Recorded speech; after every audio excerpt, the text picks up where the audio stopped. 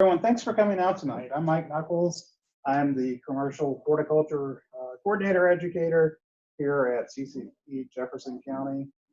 So we've got a really interesting topic for the area, for the region. Solar has been something that's been coming into the North Country with all these great projects and all. And one of the big questions is how to maintain the vegetation on it. So Niko is here. Niko, how do you say your last name? Kochendoerfer. Kochendoerfer. Am I close? Yeah. Okay. So I wanted to ask because I knew I would butcher it if I tried to go around. So Niko is doing research at Cornell right now and is about to finish a PhD in nutrition for sheep, right? Yep. So I will turn it over to you. Thank you. Thank you, everyone. Okay. Thank you for coming. Thanks for being here. And yeah, we will talk today about solar grazing and especially about opportunities and challenges to diversify farm income with vegetation management on those solar sites. However, before I do that, I'll just give you a brief introduction myself. I'm originally from Germany, and I received in Germany a technical degree in sheep husbandry. That means that I've herded a lot of sheep, and then later moved on to a flock manager position for about 3,000 ewes. I also did some whole farm consulting and eventually got my bachelor's of engineering degree in agricultural management at a German university. After that, I was hired to manage a 350 degree, which lasted for a year because I did not enjoy that very much and decided that I wanted to go back to work with sheep.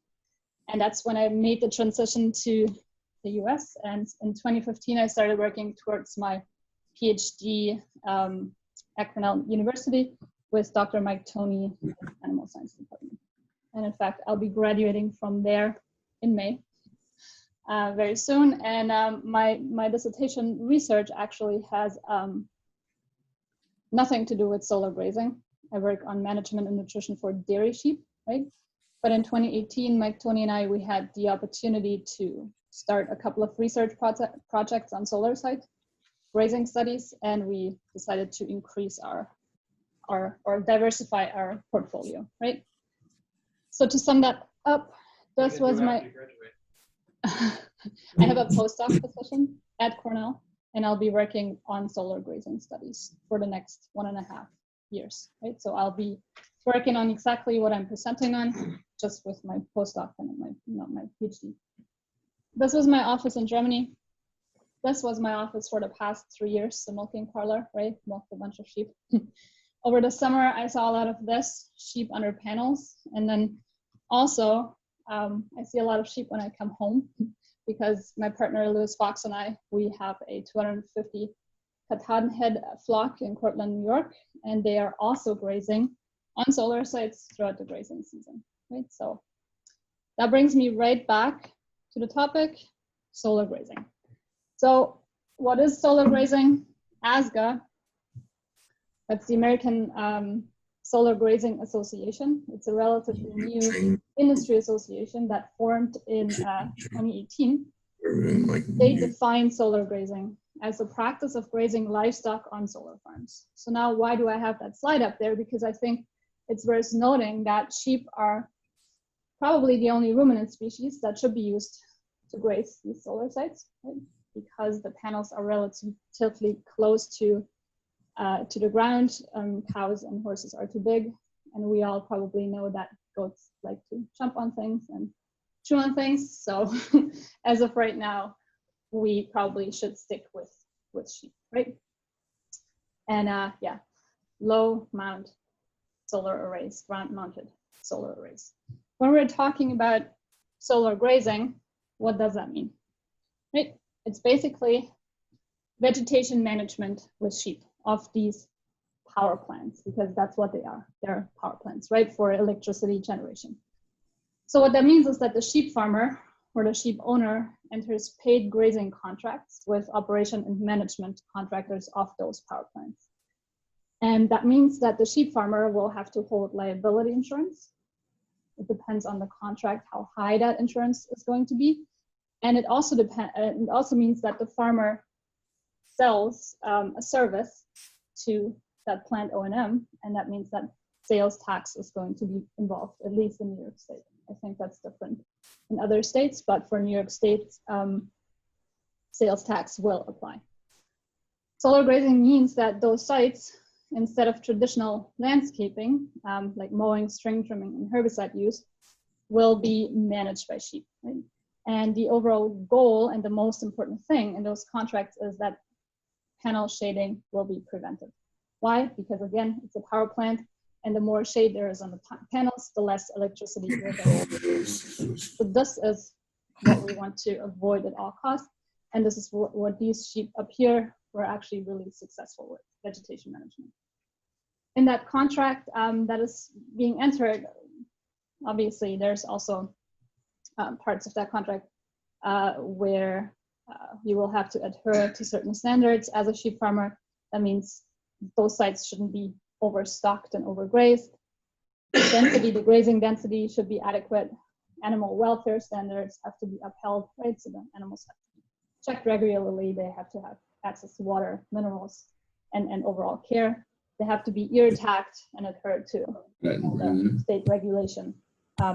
This is yeah, in terms of animal welfare. And so now, why is this important, right? Why are we all of a sudden all talking about solar grazing? There's going to be a lot of acreage under solar panels in the next years, right? So Governor Cuomo in 2016 agreed on the Clean Energy Fund. 50% of New York State's energy needs to be coming from renewable resources by 2030. And I think that increased. I think now it's 70 by 30, so 70% of all electricity by 2030. In 2019, he set a goal of 6,000 megawatts utility scale solar by 2025. Solar can be three things. It can be rooftop or residential. It can be community solar. Those are smaller community scale sites, and then large scale projects, utility scale. These two right here feed into the grid. Right? So electricity gets sold to the customer. And here, the house or the residence produces its own electricity, right? But these two right here, community solar and the large scale utility projects, feed into the grid. So now if we're calculating with 5 to 7 acres per megawatt, we will end up with about 40,000 acres of utility scale solar by 25. That's about 1% of New York State's farmland. It doesn't sound like a lot, it's 1%, but for certain communities, it's going to be a lot, right? Especially when there's, I don't know, 800-acre projects going in the neighborhood. But this is the landscape. This is what's coming in the next 5, 7, 10 years. And this is why everyone is talking about it. So what are local considerations? So for developers or project owners, the consideration they have is they think about ideal site characteristics. Right? So they have long-term leases, 25 years. They want to be on cleared and flat land. Why? Because it's expensive to take out brush, to take out trees, flat cleared land. They want road access for construction so that they don't have to put in roads, which also would be expensive. And they want to be close to transmission lines. Again, because utility scale feeds into the grid. And when I read that a couple years ago, what I thought is, wow, this really reminds me of something. This reminds me of agricultural land, right? This is what farmland is. So this is the focus of the developers, the focus of the communities that will be neighboring with these solar sites are different, right? They are concerned about soil erosion, runoff, herbicide contamination, all the things that are coming from traditional land management, invasive species, aesthetics, and also that farmland may become unproductive because if that farmland under the panels for 25 years gets mowed and treated with herbicide, probably the soil will not be as good anymore as it was in the beginning, right? And then also conservation issues. And all of that was found by Jenny Ift. She's a Cornell scholar at the Dyson School, and she accumulated this report in 2017. So basically what needs to be avoid it at all costs on these lands is this right here.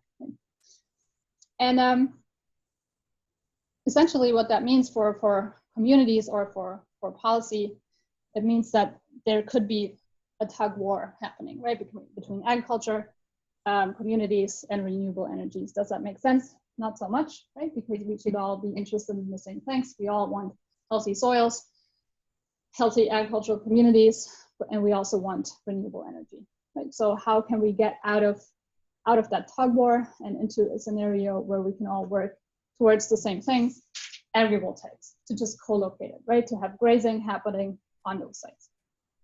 And this was our mindset, or the questions that we were asking ourselves 2 years ago. And we decided to run our first little grazing study in Aurora, New York, on 22 acres. And we went into the planning of that study with knowing that utilizing sheep would do a number of things. We would keep farmland productive, right, because we would graze our sheep, and we would be able to sell lamb. It wouldn't just be a vegetation management contract, it would also generate food, essentially. We wouldn't have to use herbicide in most cases because sheep are very good to take care of the vegetation, especially also underneath the panels, right? They're really good at that. So no herbicide contamination, less aesthetic concerns, or an aesthetic benefit. We actually, on the Cornell site that we're grazing right now, we hear very, very often from neighbors, we love this, right? Like we're driving past there and it's so nice. Like we're just standing there, we're watching the sheep, this is great. So it's something, it's an added benefit, right? And then also, this is something that we became interested in. Threw me off just a little bit. This point down here is also something that we are interested in terms of research, right? Everyone is talking about greenhouse gas emissions. A lot of people seem to blame agriculture, right, for greenhouse gas emissions. Can we show that with good grazing management, we can actually sequester a large amount of carbon into the soils with the right grazing management?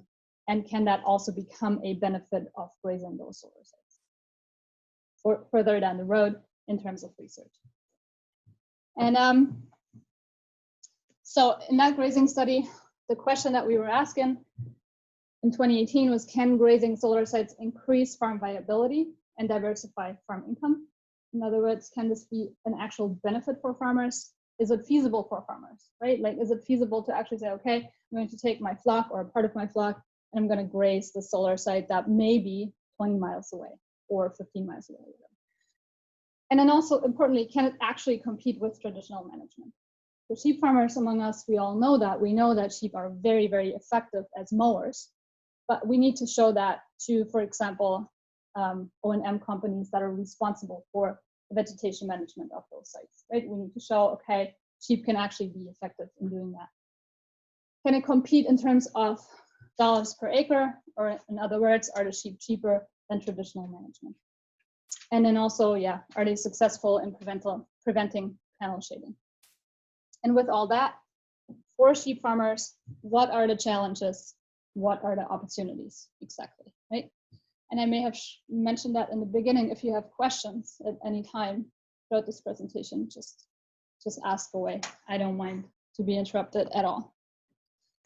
All right, so this was the site that we studied in our first trial in Musgrave, Aurora. It was 22 acres big, established in 2017. Those red lines here are a little bit misleading. It's actually one, and then a second smaller one, and then a third really big compartment. We call them arrays, right? So 3 individually fenced arrays in that site. And the soil was moderately well drained, till plains, and it was abandoned as cropland by the Musgrave Research Station a couple years earlier because it had poor drainage. And then before we went on that site with the sheep, it was seeded with a turf grass seed mix, actually, on the sites that were impacted by construction. So there is some fescue in there. There's also clover in there, so a broad variety of seed mixes. And we then,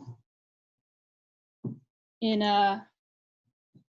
May 1st in 2018, we moved 56 Katahdin ewes onto that site. They were moved off the site October 18, so they basically stayed there the entire grazing season and didn't leave at all. Right, we had a stocking rate of 2.5 sheep per acre, and the stocking density varied 8 to 14 sheep per acre, and that was because we moved these sheep from basically individually fenced array to individually fenced array, right? So this here was a little bit bigger than that here, so the grazing density or sheep density here was higher than it was here, but the stocking density overall of the entire site didn't change, 2.5 sheep per acre, and that's actually low for upstate New York, right? Was there any cross fencing done of those sites? Good question. So there was 2 cross fences. One was right here, and the other one right there. And I think one time in the season we also had a cross fence here.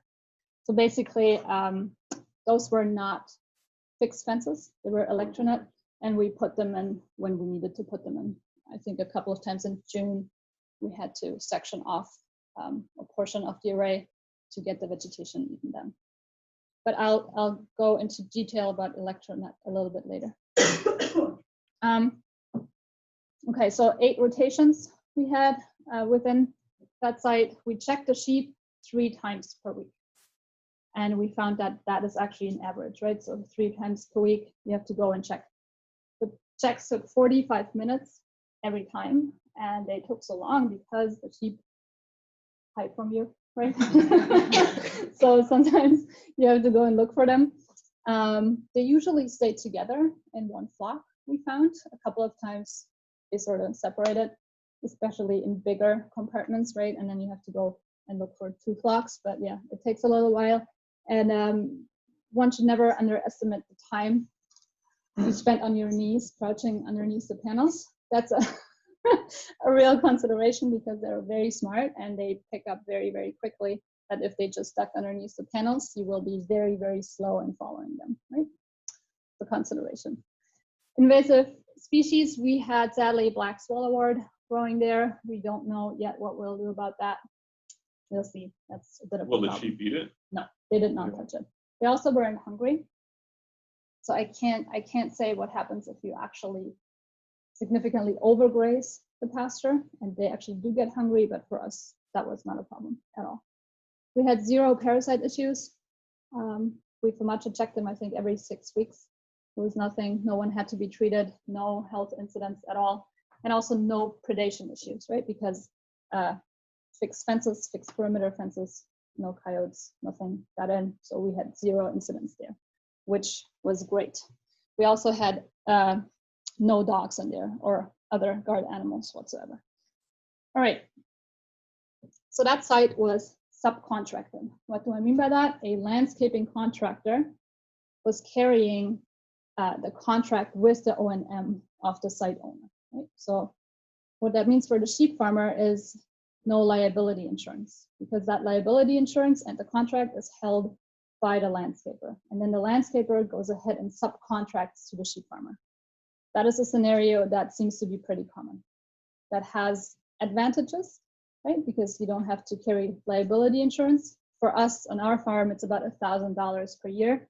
It depends, right, on your contract that you have with O&M. Yeah, that contract was renewed annually, and the insurance was carried by the landscaping contractor.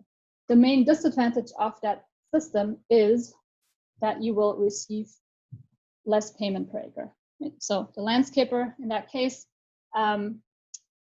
made $500 per acre, and then the sheep farmer was paid $250 per acre. And looking at the investment cost, that's a consideration. Investment costs here: water pumps, water cubes, water troughs, hosing, electronet, and mineral feeders, right? That was a cost that initially had to be made to be able to graze that site, $2,000 for those 22 acres. And then income per acre, $250. Cost per acre, that was mainly driving, because the site was, I think, 30 miles away from the sheep farmer's home farm, right? So 3 times a week, 30 miles one way. And the net income per acre was $205 per year per acre. Okay. And 22, yes. So what is that? Not sure. But that was the additional farm income for that year for that farmer, right? Okay. In terms of site setup, I mentioned the water cubes. That was the water system, right? They were on these elevated cubes, and the trough was gravity fed. We had or purchased 2 cubes. One of them was in the back of the truck, and the water, and that cube was filled at Aurora at the research station next door, basically, right? And then the farmer filled the trough or filled this cube with the cube that was on the truck. And yeah, here's the electronet that we had for loading, for example. This is a scenario where we, I think, filtered out a couple of slaughter lambs. I don't quite remember. This is one of the main advantage for me when it comes to grazing on solar sites. The sheep constantly have shelter and they have shade. And that is a huge welfare consideration. You will notice that, for example, in the amount of water that they're drinking. We don't have any hard data collected on that, but we know that in summer, they drink only about 1/3 of the amount that they would usually drink if they don't have constant access to shade. Right? Because what they will do is they will eat in the morning, and then throughout the entire day, they lay in the shade, and then they will eat again at dusk. Right? And they can control their temperature optimally. Yeah, a chute system or some sort of sorting or loading system is necessary to be able to do this. This is our version right here. This works well for, I would say, anything below 200 sheep. After that, it gets a little bit tricky with wooden gates, right? And here's another point that I want to make about the perimeter fence. Those fences are actually usually very safe. There is sites where you will find holes, or in other words, where the fence isn't entirely flush with the ground. That potentially could be a problem. So those sites before the sheep go in obviously have to be walked, and maybe there will have to be some additional fencing options that go inside to like close the fence off. Okay, with that study, we also had a survey that we were running, and we sent that survey out to sheep farmers, solar grazers around the entire country, and we received 14 responses back from the entire US and then 4 from New York State. And this was 2018. The landscape looks very different right now. There's significantly more solar grazers in the US and also more in New York State, right? But at that point, we had 14 and 4 on 31 sites in total. And the entire grazed acreage was about 3,500 and 80 acres in New York. Right now, we have about 400 acres that are grazed in New York, that we know of at least. The distance from the home farm, 42 miles in the US and 27 miles in New York State on average. And that's, for me, a main issue with that for farmers, because that is pretty far. And if you have to drive 30 miles 3 times a week, that's a consideration. Yeah, checks per week, 3 to 4, 4 to 5, anywhere between 45 minutes and an hour, I would say. The water systems is a big consideration as well, especially, and I'll get back to that a little later, if new sites are going in. Because if the site isn't built yet, but you as sheep farmer express your interest of grazing a site, and you have a good working relationship with the owner of the site or the developer or O&M, there is the opportunity to create good ways of watering the sheep. And by that, I mean wells or municipal water hookup, right? So permanent ways of watering those sheep. And it's probably going to be wells. And that would decrease the amount of time for you as the farmer significantly if you could put a gravity fed water trough next to a well and could feed your sheep water your sheep continuously, right? Okay, not many people, I think one person started to collect rainwater off the panels as water system, I would say that only works if you have very, very few sheep. And then here, we're not seeing enough municipal water hookups or on-site wells and pumps yet. It seems like that the requirement for watering, mainly the responsibility for that is on the sheep farmer. Right? And then we see what that means for water management per visit, per site check, or per week, 30 minutes, right? So this just takes a while. Do you think if the developer agrees to drill a well, that they can charge less for the maintenance? I mean, like, I wonder if there's a payoff for the developer there where they drill it, then Well, if it saves a Sure. bunch of time, yeah. so it's in their interest, I guess. Yeah, it will be definitely in their interest. I'm not sure if it should impact the payment that they're making to you. That depends on the relationship, and it depends on the bargaining, I guess. But yeah, potentially. And I think it definitely is in the interest of the developer to make the sheep farmer's life easier. I would say so. Okay. All right, and then also, this is interesting to me. So in the US, most of the sites, they get grazed with one flock on one side. What do I mean by that? The flocks do not move among various sites, right? The flock always stays on one side, right? So it's not like with some prescribed grazing businesses where the sheep or the goat flock basically lives on a trailer and gets moved from grazing spot to grazing spot, right? No, the sheep get brought to a solar site and then they remain there for the entire grazing season and get rotated within the site. Yeah, and then continuously grazed versus rotationally grazed, it seems like that most of the sites are grazed under some sort of rotational system. Yeah, and then invasive species are a consideration and could be potentially a problem. Why is that? Because before the sites get commissioned, they're going to be seeded, likely by a landscaping company, and there is often the problem that seed sticks to their equipment, and they bring in invasive species from the job they had before, right? So it's a consideration. Parasite issues, most of the sheep farmers do not have any parasite issues. I would say parasites are always a management consideration if there's sheep, so that doesn't change much with solar sites. And then predation issues, this one right here, one of them was a puma in Florida, right? So a big cat in New York. I don't know exactly what that was. I can't remember from the survey. Okay, contract length. This is something that may change in the future. Right now, most of those grazing contracts are annually.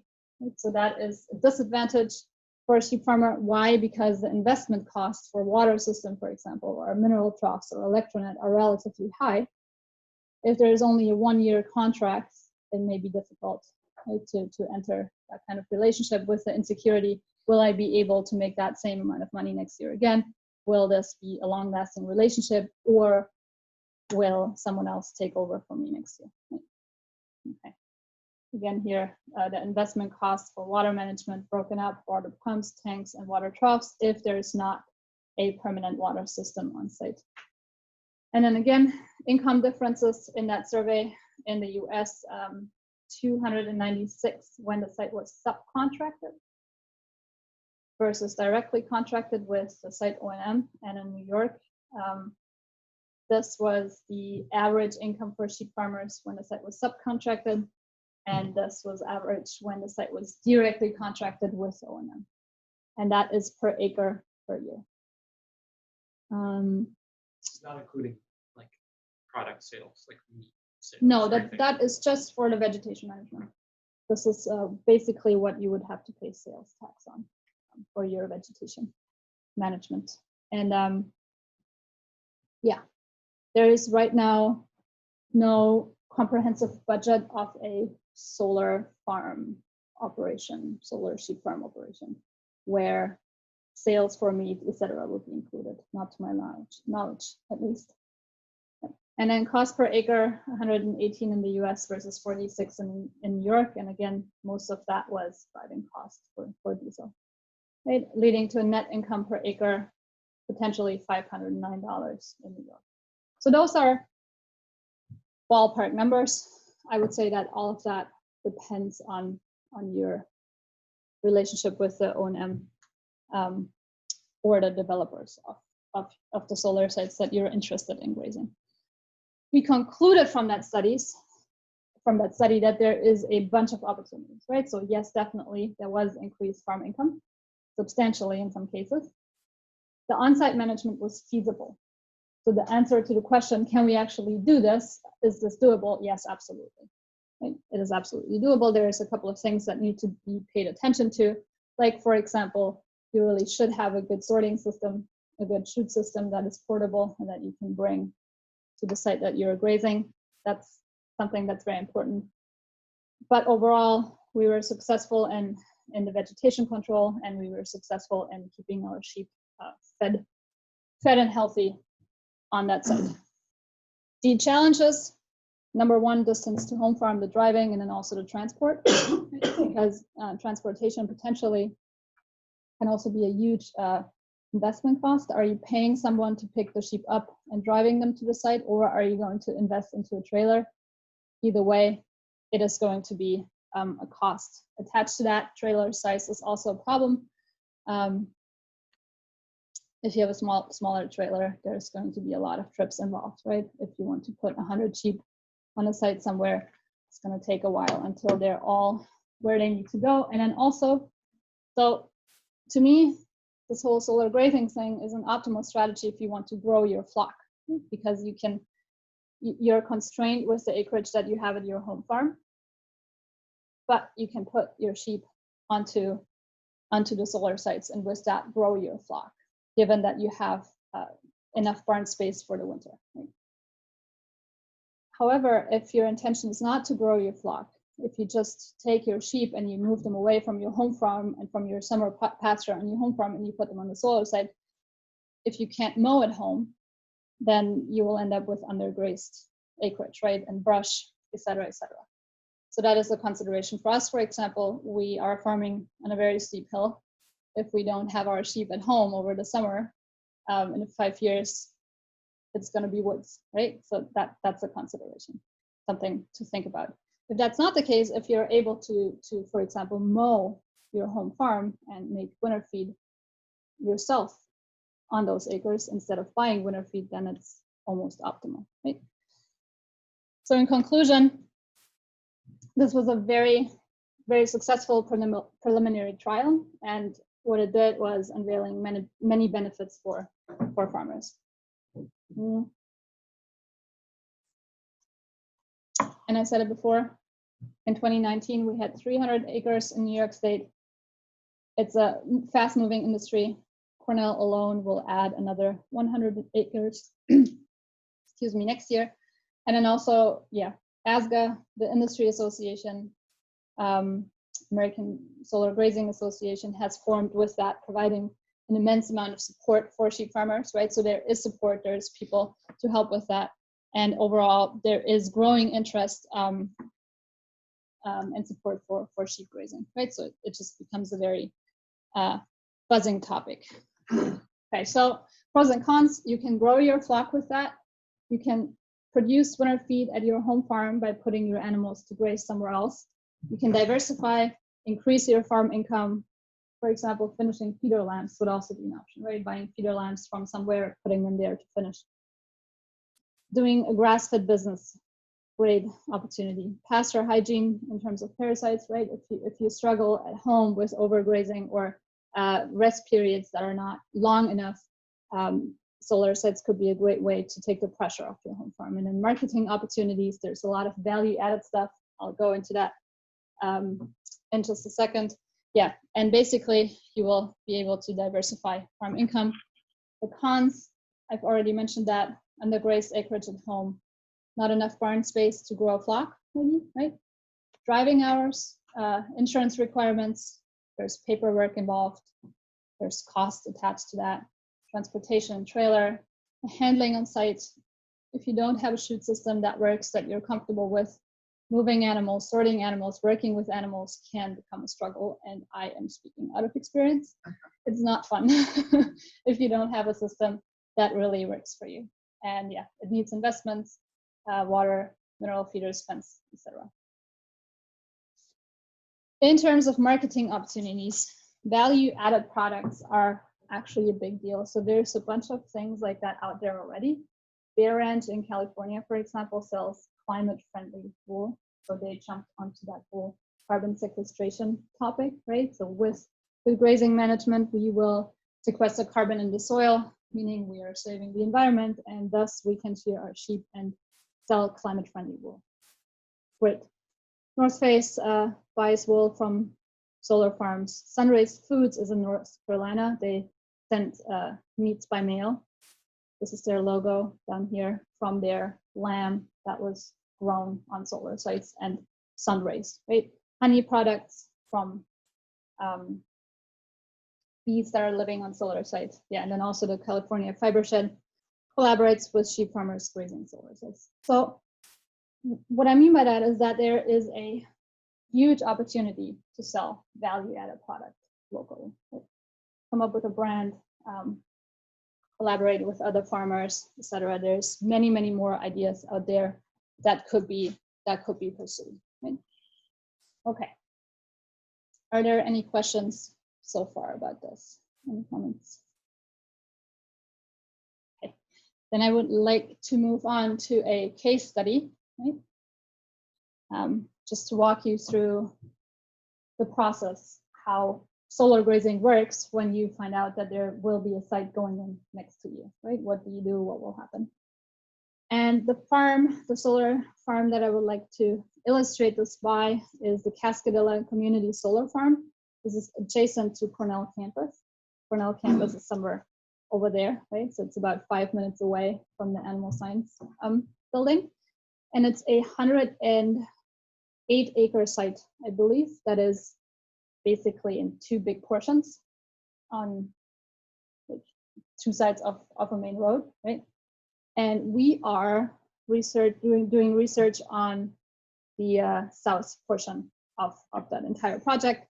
The south side, it's 52 acres big, and it is divided into 5 individually fenced arrays, right?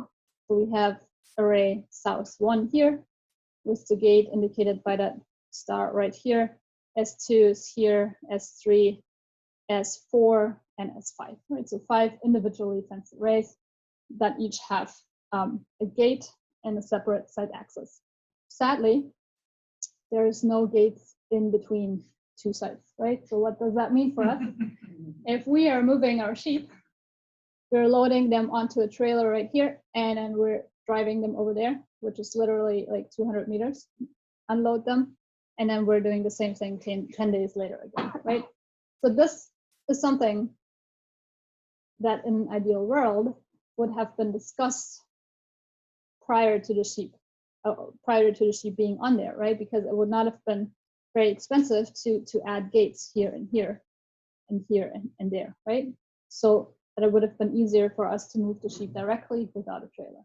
And that is something, if you're interested in grazing a site and the site has not been built yet, that is something that could be mentioned, right? Alongside with the water wells. Hey, if you want to make our job easier, please put in those gates and put them in a way that makes it easier for us to move the sheep, right?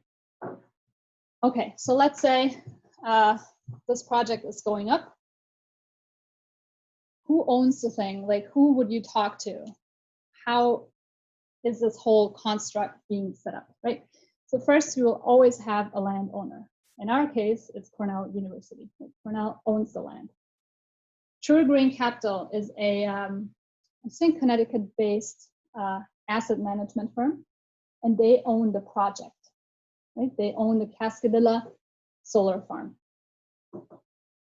And they funded a project development company, Distributed Asset Solutions, for the sole purpose to develop the Cascadilla farm project on that site, right? So that's the project development. And then this firm will hire a construction or installation company. In our case, that's CS Energy. And they will then put in all the panels that are owned by True Green and managed by distributed asset solutions. So if there's a site going in next to you, the people to talk to is probably this entity, the project development, because they make the decisions on where to put the gates, what kind of seed mixes will go in, et cetera, et cetera, et cetera, right? So project development is important. And they are also, in many cases, the folks who are then taking over O&M, operations and management of that power plant. And what they do is they schedule mowing, for example, or in the case of sheep, they're responsible for vegetation management. They're responsible to basically make sure that the sheep farmer does their job, right? To prevent panel shading or any type of liability on the site. So again, project development before commission of the site, and then O&M after commission of the site. Okay. So I have the slide up there because for me in the beginning, quite honestly, it was very hard to understand who to talk to because there's 7 different company names and then 27 people you could talk to, but this is basically a decision tree. Right? Okay, relevant questions before commission if you know that there's a site going on near to you. What about water access? We talked about that. Wells, hydrants, et cetera, et cetera. Quality of perimeter fence, making sure that the fence is actually flush with the ground so that you do not have to put up a flexible fence around the fence line to prevent predators from coming in, right? Ideally, the fence would be buried. Clarify guard dog use and management. If the fences are not up to par, would you be allowed to use guard dogs? Probably not llamas, but would you be allowed to use dogs, right? Are the gates lined up? We talked about that. Is it easy to move the sheep, or would you have to utilize a trailer, right? And can we work together to line the gates up, maybe? Because this will limit your time commitment. Portable energizers. Are you allowed to rotationally graze that site? Are you allowed to use portable energizers to put your electronet fence under power, right? Safety gear requirements. We have 2 sites where we have to wear hard hats. And what is that gear called? The colors, the bright colors. Or safety vest. Yes, exactly. At all times when we are on the site, right? Because that's a requirement from O&M. That's something to be aware of. If that's in the contract, if they require you to wear hard hats and boots, then you'll have to do that. And for us, it's easy. We just put a vest and a hard hat in our car, and that's what we wear when we're on site. Signage. Some sort of meet the sheep, do not touch the sheep, do not feed the sheep, etc. Here is our phone numbers. This is what you should do in this case, etc., right? So there needs to be big signs on the gates, on each gate to the solar site, and it will be determined in the contract what kind of information needs to be on those signs. Orientation meetings with O&M, that makes sense, right? A sort of, again, like meet the sheep. This is what we do. This is how many we have. This is how you behave around them, etc. Relationship with O&M. I mean, going back to the slide before, that's the most important thing, right? To really have a good relationship with them, because then you will have not many problems. Because if there is an issue, they will call you, gladly so, and then you can work together to solve that. Grazing friendly solar site mixes. This is also something to consider before the site is commissioned, before it's seeded, right? Can you work with them to say, hey, if you seed the turf grass mix, the sheep likely will not have a lot to eat, right? So they don't like certain grasses. Red fescue, for example, if red fescue gets a little bit too mature, they just won't eat it, right? So we need to make sure that there is a seed mix seeded on that site that is actually compatible with sheep pastures, that is palatable, that they like. And in fact, and this is just an example, and I have that up there because we just collaborated with Ernst Seeds to come up with this very simple pasture mix. Yeah, it has perennial rye, orchard grass, meadow fescue, endophyte free, very important. Kentucky bluegrass as the grasses, then there's lots of clovers in there, and some forbs that are good for the bees, right? Because in that particular mix, Seed was interested in a pollinator friendly seed that also works with sheep. Yeah. So this will be an example of something that could be seeded, right? Or that could be suggested to a project developer or O&M contractor. And the bottom line to this again is you want to make sure, if you're responsible for the vegetation management, that there's vegetation that the sheep actually like. Right? Yeah. So now, in terms of contracts, ASGA, the American Solar Grazing Association, actually has sample contracts on their websites. So on this website right here, you will find free downloadable sample contracts that you could read through or even utilize when you enter a relationship with those developers, right? So I highly recommend this website. They've done so much great and wonderful work in that topic. And yeah, there's much more information there. But those contract templates, you should definitely make use of them. And if it's just to find out what kind of parts would be into such a vegetation management contract, right? Okay. And then, yeah, I mean, mentioned this before, there will be liability insurance if you will directly contract with the site management. So now, as like a last topic, rotational grazing strategies. I found in the past 2 years that those solar sites are actually perfect for rotational grazing. Why? If you're looking at like an aerial view of your home farm, right? There's a pasture right here, and then maybe like a circle or somewhat round, and then there's an octagon right there, and there's like a big piece here and a small piece there. And it's not very intuitive to plan a grazing rotation. If you look at this, it's a square, right? And you can just like divide it into different paddocks, and you can count the rows, and you can estimate the size of it. It's very straightforward to plan your grazing rotation there. So this is the Cornell Array S1, and the red lines that you see here is electronet. So now this was funded. This is a research study. So what we did in order to limit our work is we put up 140 electronets at the beginning of every season, and then we take them down at the end of every season, right? So we don't have to do any fencing. We just let them from one part into the other one.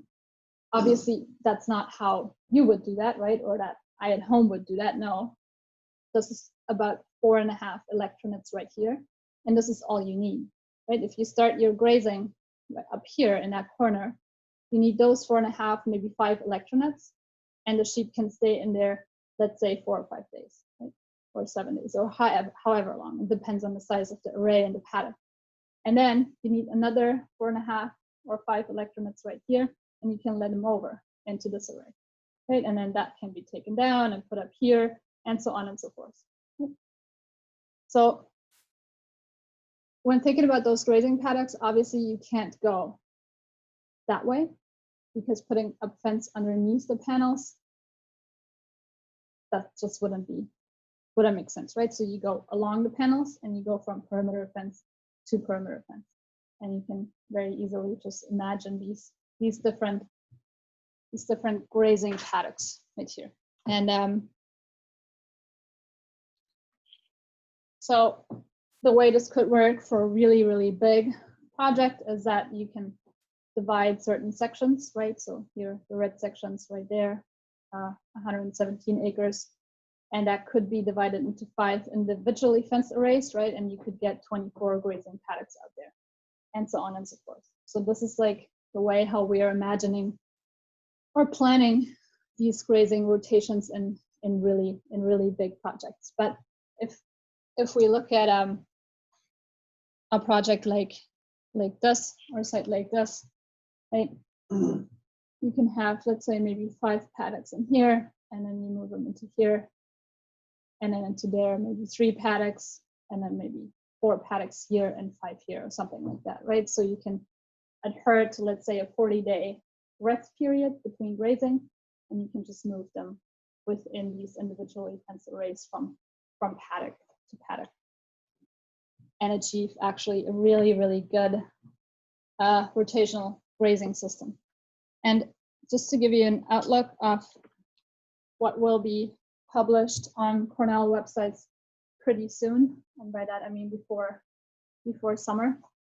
This is like an imagination of a grazing plan, right? A spreadsheet, how you could plan a grazing rotation on a solar site, but also on any type of farm. Right? And the way this goes is that, let's say here you have your array 6A, it's called here, and it is 6 acres big, and you're deciding that you would like to realize paddock sizes, grazing paddock sizes of about 1 acre. That gives you, in that particular array, gives you 6 grazing paddocks. So this is the baseline. And then you have that in your array B, C, and D, a total of 22 grazing paddocks on a total of 31 acres. Right?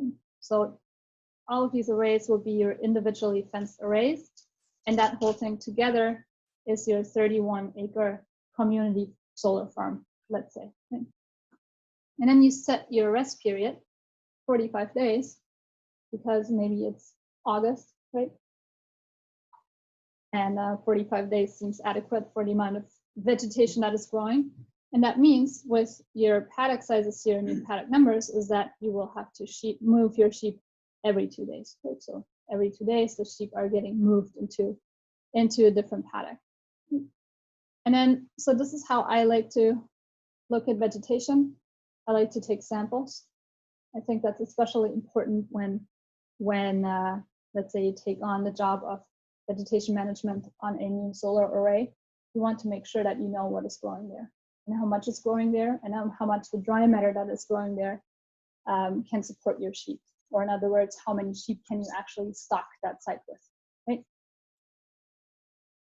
So you take a sample, organic matter, you either put it in your stove at home or you send it into Dairy One and they will determine the dry matter, right? So you can, per grazing paddock, determine an amount of dry matter.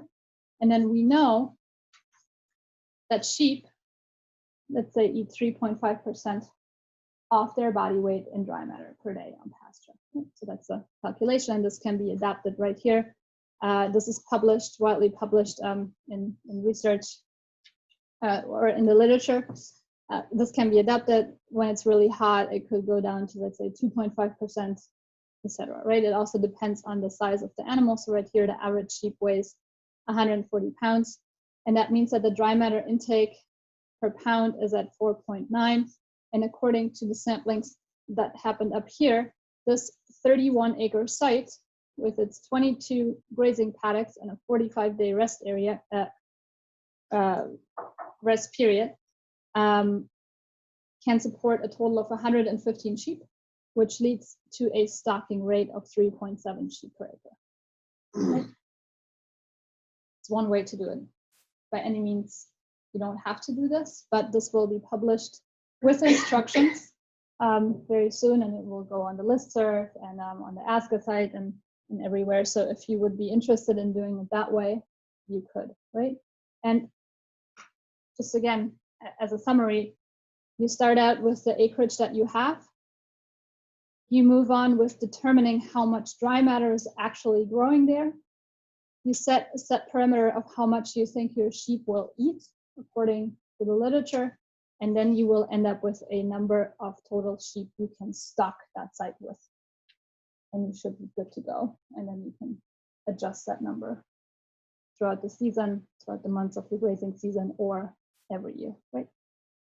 Because presumably with a good grazing management, you can actually increase the amount of forage that's growing on those sites. Okay, and now to conclude with an outlook. So the 2018 study at Aurora, that is concluded. That was just a one-season study, and we used the data that we got there as preliminary data for another application for funding, and we actually got funding last year in 2019 from the Cornell Atkinson Center for Sustainability to graze that 52-acre community scale solar site next to Cornell, right? And the question that we're asking here is, can grazing sheep on solar sites optimize pollinator plant species and sequester of soil carbon. So the study investigates how different sheep grazing densities, so anywhere between 4 sheep per acre and 12 sheep per acre stocking rate, how do those different rates and densities influence pollinator habitat, or in other words, flowering plants, and how does it influence soil carbon sequestration? So where is the sweet spot between undergrazing and overgrazing? And how many sheep per acre actually makes sense from a environmental and ecological standpoint, while simultaneously being able to manage the vegetation on those sites. Yeah, and that's a collaboration between us, we're the animal science department, Mike Tony, soil and crop science, Johannes Lehmann, also at Cornell, and then Cornell entomology, Scott McArt, right? And again, we're looking into sheep in conjunction with soil carbon sequestration and bees or pollinator visitation. And yeah, we're trying to quantify the effect of density in rotational grazing systems, an abundance of pollinator plant species and bees.